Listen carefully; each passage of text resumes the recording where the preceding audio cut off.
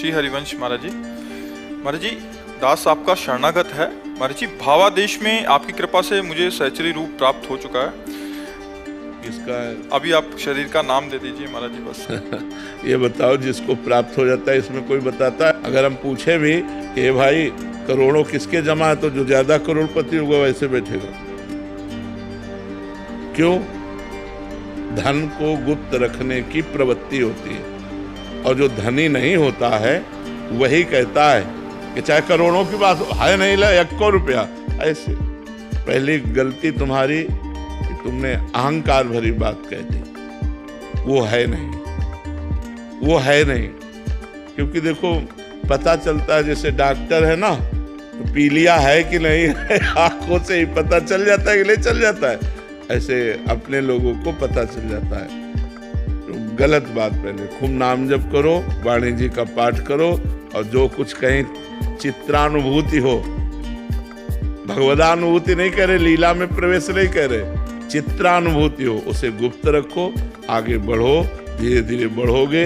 लीला गायन के प्रभाव से जब स्वरूप की प्राप्ति होगी तो जानते हो, तीनों देह का भार नष्ट हो जाएगा। ये कौन कह रहा है मुझे स्वरूप की प्राप्ति? अहंकार कह रहा है। ये अहंकार बोला, तुम समझ ही नहीं पा रहे हो ना। ये कह कौन रहा है? किससे कह रहे हो? प्राप्ति नहीं हुई। अच्छा, ये भाव ऐसा आता है कि तो ये भाव आने से क्या होता है? बिल्कुल ठीक से चलो तो सही मार्ग में चल जाओगे, अगर ठीक से नहीं चलोगे तो भटकते रहोगे। ठीक से चलो, दीन बनो, अपने को सबसे नीच समझो और खूब भजन करो तो आगे बढ़ जाओ। अगर हम सबको बताते फिरेंगे तो क्या होगा? अरबपति हूँ तो क्या होगा? चोर आ जाएंगे। कह के देखो, कह के देखो। जो पैंट में 10-20 रुपया डाले वो भी निकाल लिए जाएंगे। ऐसे थोड़ी माया बख्श देती। काम क्रोध लोभ पर विजय प्राप्त करना तुमने खिलवाड़ समझ लिया। पूरा जीवन हो गया, फिर भी भजन की भूख है, और भगवान से प्रार्थना करता हूँ कि हम पर कृपा करो जिससे हमारा भजन बन जाए।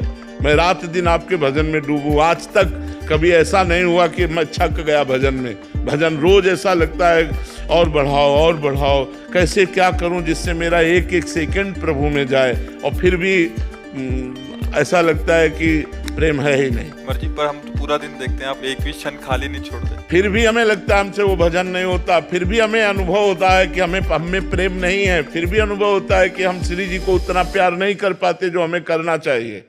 ये सब कमियां ही कमियां हमारे अंदर हैं। अभी कुछ अभी सही मार्ग पे चलोगे, सही रूट पे चलोगे तो सही बात समझ में आ जाएगी, नहीं तो फिर नहीं समझ में आएगी। आयुष शर्मा जी, महाराज जी, आपके श्रीमुख से सुना है कि अगर कोई बैलेंस बनाकर चलता है तो उसे भगवत प्राप्ति में बहुत जन्म लेने पड़ते हैं, लेकिन महाराज जी गृहस्थी में या संसार में बैलेंस बनाना तो हमने क्या बताया था कि धर्मयुक्त भोग भोगो, गृहस्थी में हो। अधर्मयुक्त भोगों का त्याग करो। धर्मयुक्त भोग भोगने से घृणा हो जाती, क्योंकि मन का स्वभाव है नवम नवम। वो कभी एक जैसा, जैसे आपको घिया की सब्जी और रोटी 10 दिन बराबर दी जाए तो आपको लगेगा नहीं, हमको कुछ बदलो, मन को कुछ नवम नवम चाहिए। तो ये अधर्माचरण करने लगता है नवम नवम के कारण। अगर अधर्माचरण करने लगा तब तो भगवत प्राप्ति की बात जाने दो। हृदय में शांति, पवित्रता है सब नष्ट हो जाती है। तो हम अधर्माचरण का त्याग करके गृहस्थ में धर्ममय भोगों को भगवत प्रसाद रूप समझते हुए नाम जप करते हुए भोगें तो हमें संसार से उद्धार हो जाएगा।